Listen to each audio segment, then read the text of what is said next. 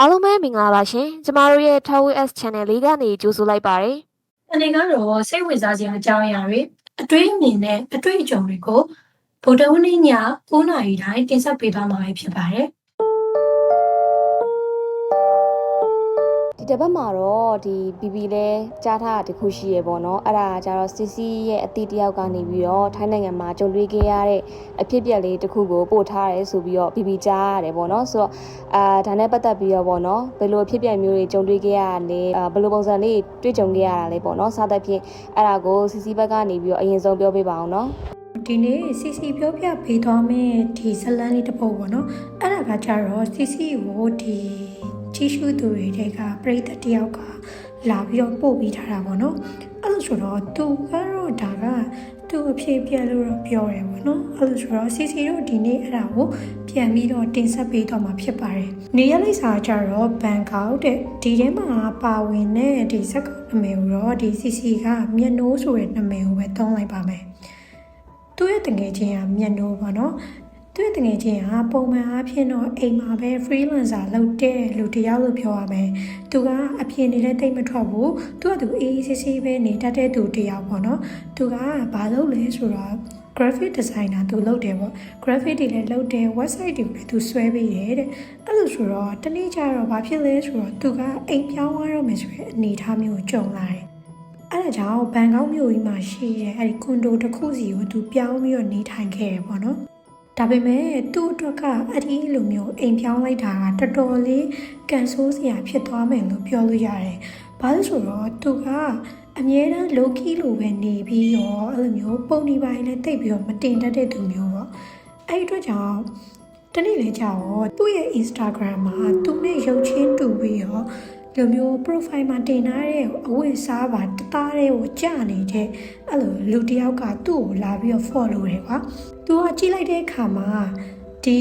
တယောက်ကတော့ငါ့ကိုလာပြီးတော့ဗောနော်ဒီတိုင်းစနောက်နေရဖြစ်နိုင်တယ်ဒါမှမဟုတ်လဲ AI deepfake တွေသုံးပြီးတော့ဒီတိုင်းလာပြီးတော့ attention ရှာတာဗောနော်အဲ့လိုမျိုးဖြစ်နိုင်တယ်လို့သူကထင်လိုက်တာအဲ့လိုဆိုတော့သူလည်းဒီ account ကိုအဲ့လို follow လိုက်ပါပြန်မလုပ်ဘဲနဲ့သူဒီတိုင်းထားလိုက်တယ်ပေါ့ဒါပေမဲ့အဲ့ဒါကသူ့အတွက်ကမပြီးသွားဘူးပေါ့နော်နောက်တစ်နေ့လဲကြာတော့သူအိမ်တန်းထဲမှာနေရင်းနဲ့မှန်တစ်ခုရှိရပေါ့အဲ့ဒီမှန်ကြီးတစ်ခုထဲမှာသူ့ကလူတစ်ယောက်ကစိုက်ကြည့်နေတယ်လို့မျိုးအဲ့လိုမျိုးခံစားရတယ်ဒါပေမဲ့သူပြန်ကြည့်လိုက်တော့အဲ့မှန်ထဲမှာဘယ်သူမှမရှိဘဲနဲ့သူ့ရုပ်သူပဲပြန်ပြီးတော့မြင်နေရတယ်ပေါ့အဲ့လိုမျိုးကြီးထက်ခါကြုံလာရရောမျက်နှာကအိမ်မှာအလုပ်လုပ်ကြတာစိတ်ဆူစည်းလို့မရတော့ဘူးအဲ့ဒီအတွက်ကြောင့်သူအပြင်ကိုထွက်ပြီးရောအလုပ်လုပ်မယ်လို့သူဆုံးဖြတ်လိုက်တယ်အဲ့လိုဆိုတော့ဒီသူတို့ကွန်ဒိုနဲ့မနီးမဝေးနေရာလေးမှာရှိရ coffee ဆိုင်လေးတစ်ခုပေါ့အဲ့ဒီ coffee ဆိုင်လေးမှာသူအမြဲတမ်းမနက်9 နာရီကနေပြီးတော့နေ့လယ်3 နာရီထိသွားပြီးတော့အလုပ်လုပ်တယ်ပေါ့ဒါပေမဲ့ဖြစ်ချင်တော့အဲ့ဒီသူအဲ့လိုမျိုးအပြင်ထွက်တယ်ဆိုတာကလည်းသူ့ကိုလူတစ်ယောက်ကအမြဲတမ်းနောက်ယောင်ခံလိုက်နေတယ်လို့မျိုးဖြစ်တာကွာသူကတနေ့လဲကြာတော့သူ shopping mall မှာသူပစ္စည်းဈေးသွားဝယ်တယ်ပေါ့ဈေးသွားဝယ်ပြီးတော့အဲ့ဒီဆိုင်တစ်ဆိုင်မှာသူဈေးဝယ်တယ်ဈေးဝယ်ပြီးတော့ဈေးတွေပိုင်းမေးပစ္စည်းပိုင်းဝယ်ပြီးသွားတဲ့ပုံရိပ်ကနောက်10 မိနစ်အကြာလဲကြာတော့သူ့ကိုခုနလာပြီးတော့ follow ထားတဲ့အဲ့ Instagram အကောင့်မှာတင်ပြီးသားဖြစ်နေရောသူ့ဘဲကိုပဲသွားသူ့နောက်ကိုကအဲ့လိုမျိုးခြေရခံလိုက်နေတယ်လို့မျိုးအဲ့လိုဖြစ်နေတာသူ့အတွက်ကအစပိုင်းတော့ကြတော့ဒီပရာလောကသားတွေဘာတွေကို तू ကမယုံကြည်ရဲ့အတွက်ကြောင့်တခုခုတော့သူ့နောက်ကိုလိုက်နေပြီရာဇဝတ်မှုတခုခုတော့ရှိတော့မယ်လို့ तू ထင်တယ်ပေါ့နော်အဲ့ဒီအတွက်ကြောင့် तू လေ့လာရပေါ့လေ့လာပြီးတော့ तू တဖြည်းဖြည်းနဲ့ तू coffee ဆိုင်ကိုသွားထိုင်တယ်coffee ဆိုင်ကိုသွားထိုင်ပြီးနောက်10 မိနစ်လဲကြာတော့အဲ့ coffee ဆိုင်မှာ तू ထိုင်ခဲ့တဲ့အဝယ်စားတွေရောသူတောက်ခဲ့တဲ့အေးတွေရောအကုန်လုံးချွတ်ဆွတ်တူတဲ့သူ့ပုံတစ်ပုံပေါ့နော်သူ့ပုံတစ်ပုံကအဲ့ဒီ Instagram ဆိုတဲ့စာမျက်နှာပေါ်မှာတော့ပေါ်နေတယ်အဲ့လိုဆိုတော့သူ့အရန်လန့်သွားတယ်ပေါ့နော်သူ့ဘသူကအဲ့လောက်ထိနောက်ရောက်ခံလိုက်နေရလဲဆိုပြီးတော့သူလှမ်းကြည့်တဲ့အခါမှာသူ့ဘေးနားပတ်လည်မှာဘသူမှမရှိဘူးသူ့ကို check in လိုက်ပြီးတော့လုံနေတဲ့ပပယာစီရေးပိုင်းလည်းလုံးဝမရှိဘူးပေါ့ကအဲ့လိုဆိုတော့သူတော်တော်လေးအံ့ဩရတယ်အံ့ဩရ ပြီးရောသူတနေရာကနေပြီးတော့တနေရာကိုပြောင်းရင်ရောဘယ်လိုမျိုးဖြစ်မလဲပေါ့နော်ဘယ်လိုမျိုးထူးခြားမလဲသူသိချင်တဲ့အတွက်ကြောင့်သူမုတ်ဆိုင်တစ်ဆိုင်ကိုဝင်လိုက်တယ်ဝင်လိုက်ပြီးတော့အဲ့မုတ်ဆိုင်နေပြန်ထွက်လာတဲ့အခါသူဖုန်းကိုကြည့်လိုက်တဲ့အခါမှာလဲသူ့ရဲ့ပုံကိုအဲ့လိုမျိုးရိုက်ယူပြီးတော့တင်ထားတာသူတွေ့လိုက်တယ်အဲ့လိုဆိုတော့သူအရင်လန့်သွားတယ်ပေါ့နော်အဲ့လိုဆိုတော့တဖြည်းဖြည်းနဲ့ဒီလိုမျိုးအပြင်ထွက်တဲ့အခါမှာသူ့ကိုလိုက်ပြီးတော့နှောက်ယှက်နေရဆိုတော့သူ့အနေနဲ့လုံးဝအပြင်မထွက်တော့ဘူးလို့သူစဉ်းစားလိုက်တယ်ဒီလိုမျိုးဖြစ်နေတဲ့အရာတွေအကုန်လုံးလည်းသူတငယ်ချင်းကိုအကုန်လုံးတိုင်ပင်ပြီးပြောပြရဲပေါ့နော်အဲ့ဒီတငယ်ချင်းကပဲဒီ CC တို့ရဲ့ဒီ message chat box ကိုလာပြီးတော့ပို့ပေးထားတာပေါ့နော်အဲ့လိုဆိုတော့အဲ့လိုမျိုးအမြဲတမ်းဖြစ်နေတာထက်ခါဖြစ်လာတော့သူကနေပြီးတော့အဲ့မျက်နှိုးဆိုတဲ့ကောင်မလေးကနေပြီးတော့ဒီအခန်းထဲကနေပြီးတော့အခန်းပြင်ကိုမထွက်တော့တဲ့အနေအထားမျိုးဖြစ်လာတယ်။သူဘလောက်ပဲဒီအခန်းထဲမှာစိတ်ချောက်ချားစရာကောင်းပါစေအပြင်ကိုထွက်လို့ရှိရင်ပို့ပြီးတော့အန်တီရဲ့များမယ်လို့သူ့ကိုယ်သူထင်နေရပါတော့။အဲ့ဒီအတွက်ကြောင့်သူအပြင်ကိုမထွက်တော့ဘူးအပြင်မထွက်ဘဲနဲ့သူအိမ်ထဲမှာပဲနေတယ်။အိမ်ထဲမှာပဲနေပေမဲ့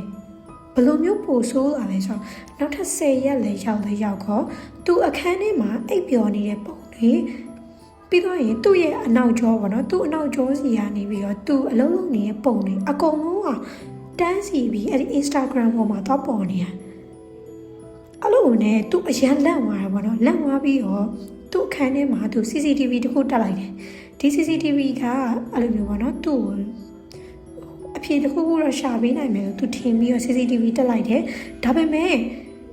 အဲ့ဒီ CCTV ကနေပြီးတော့ပြန်ကြည့်တဲ့အခါမှာလည်းသူ့အခန်းထဲမှာဘယ်သူမှလုံးဝမရှိနေတဲ့အပြင်မှာဘယ်သူမှလည်းသူ့အခန်းထဲကိုမဝင်လာဘူးပေါ့အဲ့လိုဆိုတော့ဒါပေမဲ့သူ့ရဲ့ပုံတွေကအမြဲတမ်း Instagram မှာတောက်လျှောက်တက်နေရအဲ့လိုဆိုတော့ညနိုးကတဖြည်းဖြည်းနဲ့ကြောက်လာတယ်ပေါ့နော်ကြောက်လာပြီးတော့အဲ့ဒီအဖြစ်ပြက်ကိုသူစုံစမ်းမှုအတွက်ပေါ့နော်သူဒီကွန်ဒိုရဲ့ပိုင်ရှင်ပေါ့သူ့အခန်းကိုငှားပေးထားတဲ့ကွန်ဒိုပိုင်ရှင်နဲ့သူဆက်သွယ်တဲ့အခါကျတော့မှကွန်ဒိုပိုင်ရှင်ကအမှန်တိုင်းပြောတာပေါ့နော်ဘာပြောလဲဆိုတော့ဒီအခန်းမှာတဲ့အရင်တော့ပေါ့နော်လွန်ခဲ့တဲ့3နှစ်တုန်းကတဲ့ထိုင်းနိုင်ငံရဲ့ influencer တယောက်ကနေသွားတာပေါ့နော်သူကသူ့ကိုယ်သူပေါ့နော်အမြဲတမ်းလို့သူ့ရဲ့ performance တွေသူ့ရဲ့ရုပ်ရည်တွေကိုအမြဲတမ်းဂရုစိုက်တတ်တဲ့လူတစ်ယောက်ဖြစ်တဲ့အတွက်ကြောင့်ねသူများတွေကသူ့ကိုဝိုင်းကဲရကြရင်ဝိုင်းပြီးတော့အပြစ်တင်စကားပြောဆိုကြတဲ့အခါမှာလုံးဝမခံနိုင်ဘူးပေါ့တဖြည်းဖြည်းနဲ့စိတ်တဆတွေဖြစ်လာပြီးတော့သူဒီမှန်ကြီးအရှိမပဲသူ့ကိုယ်သူတက်တည်ပြီးတော့တည်သွားခဲ့တာပေါ့နော်အဲ့လိုဆိုတော့ဒါကဒီအဖြစ်အပျက်ကိုကြည့်လိုက်တဲ့ကသူကလုံးဝပေါ့နော် influencer တယောက်ကဒီအခန်းထဲမှာလုံးဝမကျွတ်မလို့ပဲသူနဲ့တူတူရှိနေရဆိုတော့သိလိုက်ရတာပေါ့အဲ့ဒီအတွက်ကြောင့်ဒီမျက်နှိုးကလည်းသူဒီအခန်းထဲကနေပြီးတော့မဖြစ်မနေထွက်လာတော့မယ်ဆိုတဲ့အနေအထားမျိုးရောက်သွားပြီပေါ့သူသိချင်တာတခုကကြတော့သူဒီအခန်းထဲကနေထွက်လာလို့ရှိရင်ရောသူ့အနောက်ကိုဒီ Thai influencer ကောင်မလေးကလိုက်နေအောင်ပါလားဒါမှမဟုတ်သူ့ရဲ့ရုပ်ရည်ကိုပဲအမြဲတမ်းအဲ့လိုမျိုးတုံးချနေအောင်ပါလားပေါ့အဲ့လိုမျိုးသူထင်တာဒါပေမဲ့နောက်လိုက်ကြတော့သူ့အတွက်အဲ့လိုမျိုးပေါ့နော်သူ့ရဲ့မိဘတွေကနေပြီးတော့သူတို့ယုံကြည်ရတဲ့ဖះเจ้าတစ်ကြောင်းရှိရပေါ့အဲ့ဒီဖះเจ้าတစ်ယောက်ကိုခေါ်သွားပြီးတော့သူ့ကိုအဲ့လိုမျိုးလုံးဝတန့်စင်ပေးလိုက်တာပေါ့နော်တန့်စင်ပေးလိုက်တဲ့အခါကျတော့မှဒီမျက်နှိုးကိုယ်တိုင်ကလည်းစိတ်ကလုံးဝလန်းလန်းဆန်းဆန်းတက်ကြွဖြစ်နေတယ်ဖြစ်သွားတယ်ပေါ့သူ့နောက်ကိုလည်းဘယ်သူမှမလိုက်လာတော့အဲ့ချိန်မှာဖုံကဘာပြောလဲဆိုတော့သမီးသာသူ့စီကိုမြန်မရောက်လာဘူးဆိုလို့ရှိရင်ဒီ Thai influencer ဆိုတဲ့ဝိညာဉ်ကဒီမျက်နှိုးရဲ့ဝိညာဉ်နဲ့လဲသွားတော့မှာပေါ့နော်သူတို့တွေကအလဲထပ်လုပ်ဖို့အတွက်စောင့်နေကြတာတဲ့အဲ့လိုဆိုတော့ဒီမျက်နှိုးကိုယ်တိုင်ကလည်းသူတနေ့နဲ့တနေ့ဒီခန်းထဲမှာနေလာတာအရန်စိတ်ဒီရှုပ်ထွေးပြီးတော့ကိုဘယ်လိုပြောမလဲအရှုံးပေးခြင်းနဲ့စိတ်တွေပေါက်လာတာပေါ့အဲ့လိုဆိုတဲ့အတွက်ကြောင့်သူ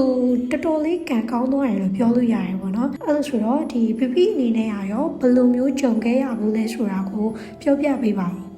စီစီပြောရတာကိုအခုနားထောင်တာဆိုလို့ရှိရင်တကယ်ကိုစိတ်ဝင်စားဖို့ကောင်းတယ်ပေါ့နော်ဒါကဘယ်လိုပြောမလဲ BB ဆိုလို့ရှိရင်ဒါပထမဆုံးကြားဘူးတာလေးဖြစ်တယ်အရင်တော့ဒါနဲ့ပတ်သက်ပြီးတော့တခါမှတော့မကြားဘူးပေါ့နော်ဆိုတော့ဒါတကယ်ကိုလည်းစိတ်ဝင်စားဖို့ကောင်းတယ်ပြီးတော့အများကြီးလဲတွေးမိရပေါ့နော်ဒီအရာကဘယ်ကနေဘယ်လိုစဖြစ်တာလဲဆိုတာရောပေါ့နော်ဆိုတော့ဒါကကြတော့ CC ပြီးသွားပြီဆိုတော့အခုက BB လည်းရောက်ပြီ BB ကကြတော့ဒီလိုမျိုးCC လိုမျိုးဇလန်းမျိုးတော့မဟုတ်ဘဲနဲ့တခြားဒီမတူညီတဲ့ဇလန်းလေးတစ်ပုဒ်ဖြစ်မယ်ထင်တယ်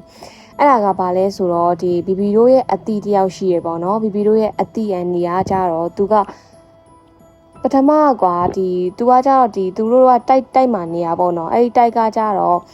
အရင်တော့ကလည်းအဲ့လိုမျိုးနေကြတာပါပဲပုံမှန်လူနေကြရတယ်ဒါပေမဲ့ဘာသာမှတိတ်မကြောက်ဆိုပေမဲ့နောက်ပိုင်းကျတော့သူတို့ကဘာဖြစ်လာလဲဆိုတော့အဲ့ဒီတိုက်မှာဆိုလို့ရှိရင်အဲ့ဒီအန်နီယာညဘက်ဒီရုံးနေပါပြီးပြန်သွားပြီဆိုလို့ရှိရင်လေအဲ့ဒီလေကားမှာကောင်မလေးတယောက်ကိုအမြဲတွေ့ရရပေါ့နော်ကောင်မလေးတယောက်တွေ့ရတော့သူကဘသူလဲပေါ့နော်ဒါကတော့ဘသူလဲဆိုပြီးတော့သူကတော့စဉ်းစားမိတိုက်မှနေရသူပဲလားပေါ့သူကတော့ထင်တာပေါ့နော်ဒါတိုက်ခန်းအားကြတော့အများကြီးရှိရလေအခန်းတွေရှိတော့တိုက်မှနေရသူပေါ့ဘသူလာဆောက်နေရလဲပေါ့ဒီလိုမျိုးအဲ့လိုမျိုးတွေးမိရပေါ့နော်နောက်နေ့မှလည်းအဲ့လိုပဲထွက်တွေ့တယ်နောက်တော့ကျတော့ဒီမနက်အစောကြီးလဲရောက်တော့ဒီတကားလာခောက်တယ်ပေါ့နော်တကားလာခောက်တော့သူကလည်းဒီအလုပ်သွားဖို့ပြင်ဆင်နေတဲ့အချိန်ဆိုတော့တကားလာခောက်သွားဖွင့်ကြည့်လိုက်တဲ့ခါကျအကောင်မလေးဖြစ်နေတာအကောင်မလေးဖြစ်နေတော့ဒီတိုင်းကွာတကားဖွင့်လိုက်တာလုံးဝမတက်ရက်ပြီးတော့ကြည်နေတော့လေနည်းနည်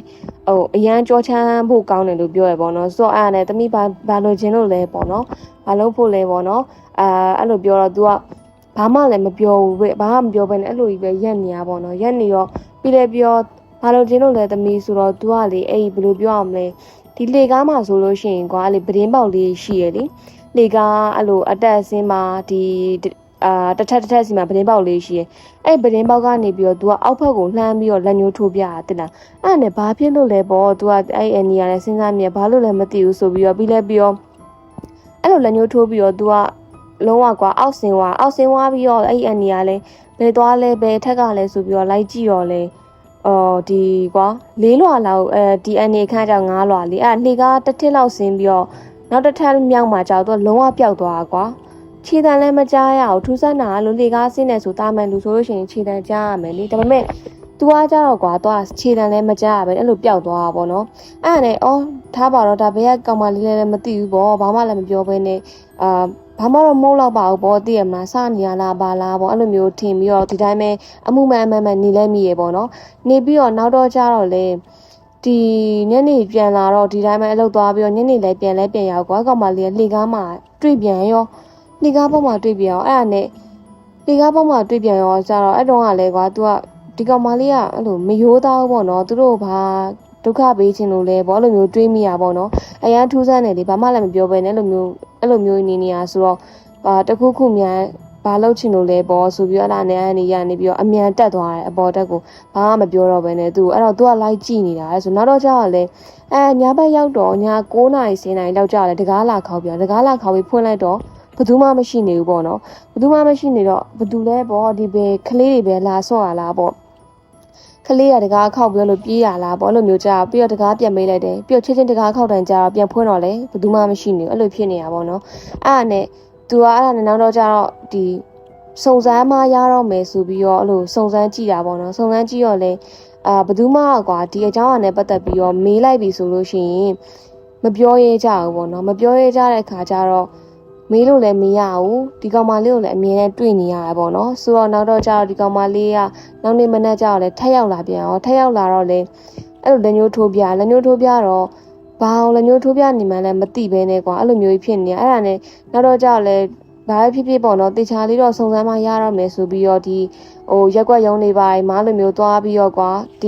ီကိုအတွက်လဲကွာအန်နီရဖြစ်လာနိုင်တယ်လေဘယ်သူမှမသိရသူကြတော့အဲ့လိုမျိုးစုံစမ်းမယ်ဆိုပြီးတော့သွားတာပေါ့နော်သွားပြီးတော့မရက်ွက်ရုံးနေပါသွားတော့ဒီတိုက်မှာလိုမျိုးအကုန်လုံးဒီတိုက်ကလူတွေနဲ့ရောပေါ့စီဝေးခေါ်ပြီးတော့ဒီလိုမျိုးကောင်မလေးကိုတွေ့ဘူးလားဒီတိုက်မှာရှိလားဆိုတော့မရှိဘူးပေါ့နော်ပြီးတော့တော်တော်များများကလည်းကွာဒီပြောင်းလာတာတိတ်မကြသေးတဲ့သူတွေဖြစ်နေတယ်အဲ့ဒါနဲ့မသိကြဘူးပေါ့မသိကြတော့နောက်တော့ကျတော့အဲ့ဒီတွေကနေပြီးတော့တခန်းမှနေတဲ့တယောက်ကကျတော့ तू ကပြောင်းတာတော်တော်ကြာနေရတော်တော်ကြာပြီပေါ့နော် तू သိရပေါ့ဒီကောင်မလေးကပြောင်းနေတာတော်တော်ကြာပြီပေါ့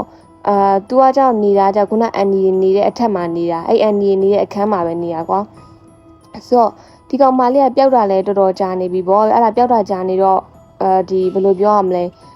မနေတော့ဘူးလားဘာလားဆိုပြီးတော့အင်္ဂါအစ်စ်တင်လိုက်တော့အဲ့အနေကြီးရောက်လာပေါ့နော်အင်္ဂါအစ်စ်တင်လိုက်တာတဲ့ကြာတော့တော်ကြာတော့စောင့်လိုက်တယ်ဘာလို့လဲဆိုတော့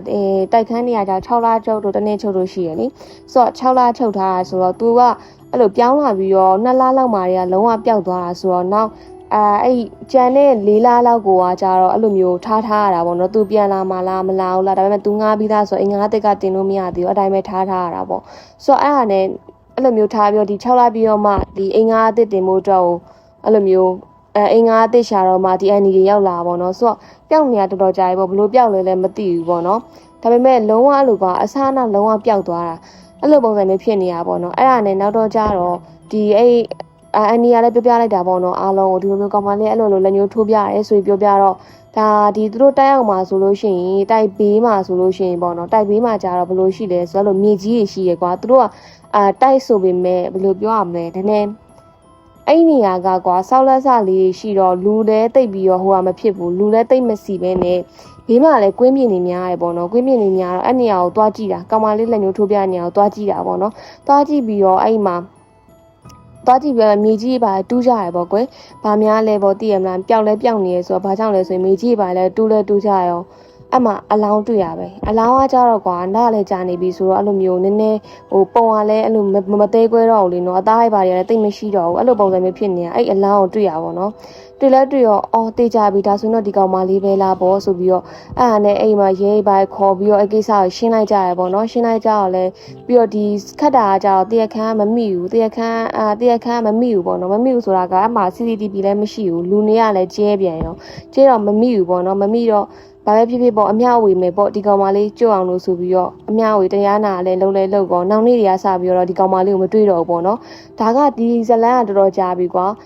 နေရာတော့မပြောတော့ဘူးဒါပေမဲ့ဘယ်လောက်ကြာပြီလဲဆိုတော့ကွာအရင်တော့ဆိုလို့ရှိရင်တချို့ဒီရန်ကုန်မှာမြို့တွေအများကြီးမရှိခင်တော့ကလေမြို့တွေတော်တော်များများမရှိခင်တော့ကွာဟိုကွင်းပြင်ကြီးတွေပါတယ်အဲ့လိုမျိုးအများကြီးရှိနေတဲ့အချိန်ပေါ့နော်အခုရန်ကုန်လိုမရှိဘူးအဲ့လိုကာလတုန်းကဆိုဒီဟာကဖြစ်တာတော်တော်ကြာပြီအခုအဲ့အန်နီကလည်းဒီ over 50လောက်ဖြစ်နေပြီကွာဆိုတော့သူလူငယ်ဘဝကတော့ဂျုံခဲ့ရတာဆိုတော့တော်တော်လေးတော့ကြာပြီပေါ့နော်အဲ့ဒါနဲ့အဲ့လိုမျိုးအများဝေတရားနာဆိုတော့ကြည့်ရတာတော့ကျွတ်သွားတယ်နောက်နေ့မှာလုံးဝမတွေ့ရတော့ဘူးဆိုတော့ဒါသူအကူကြီးလိုနေရပေါ့ကွာသူအများလိုချင်တာလည်းဖြစ်မယ်ဘာလို့လဲဆိုတော့ဒီလိုမျိုးတယောက်ကတက်ပြီးတော့အဲ့လိုမြေမြုပ်သွားတာဆိုတော့ဘာဖြစ်သူတေးတာကိုလည်းဘယ်သူမှမသိဘူးဆိုတော့အဲ့လိုမျိုးဟိုဖြစ်ချင်တာပေါ့နော်အများလိုချင်တာလည်းဖြစ်မယ်ဆိုတော့ဒီအများရသွားတော့သူလုံးဝကိုကျွတ်သွားခဲ့ရပေါ့နော်ဒါလေးကတော့ဘီဘက်ကပြောချင်တဲ့အကြောင်းအလေးပါတရေတွေဝိညာဉ်တွေပရာလောကဓာတ်တွေဆိုတာကသူတို့အတွက်ကလုံးဝတခုခုကိုစိတ်ဆွဲသွားတဲ့ခါမှဖြစ်ဖြစ်ဒီနေရာကနေပြီးတော့လွတ်မြောက်ချင်တဲ့ခါမှဖြစ်ဖြစ်လူစားထိုးကြရတယ်ပေါ့နော်အဲ့ဒါကတော့တော်တော်လေးဂရုစိုက်ရမယ့်ဥစ္စာပဲဖြစ်ပါတယ်အဲကြောင့်မို့လို့ဘယ်နေရာကိုပဲရောက်ဖရာတရားလည်းမမေ့နဲ့ပြီးတော့လို့ရှိရင်ကိုယ့်ရဲ့တငယ်ချင်းတွေကိုယ့်ရဲ့မိသားစုတွေကိုလည်းကိုယ့်ရဲ့အဖြစ်အပျက်တွေကိုအမြဲတမ်းရှင်းဖွင့်ပေါ့နော်အဲ့ဒါကတော်တော်လေးတော့အကျိုးထူးစေပါလိမ့်မယ်ကျမတို့ရဲ့နောက်ပတ်တွေမှာရောဘလို့ခေါင်းစဉ်တွေနဲ့ဘလို့အကြောင်းအရာတွေကိုဆွေးနွေးသွားမလဲဆိုတာကိုကျမတို့ရဲ့ Talkway ဆိုတဲ့ channel လေးကိုအပတ်စဉ်ဗုဒ္ဓဦးနဲ့ည9:00 နာရီမှာစောင့်မျှော်ကြည့်ရှုပေးလို့ရပါတယ်ရှင်အခုလိုမျိုးအချိန်ပေးပြီးကြည့်ရှုပေးခဲ့ကြတဲ့ဒီဦးတယောက်ချင်းစီကိုကျမတို့ဘက်ကနေပြီးတော့ကျေးဇူးအများကြီးတင်ပါတယ်ရှင်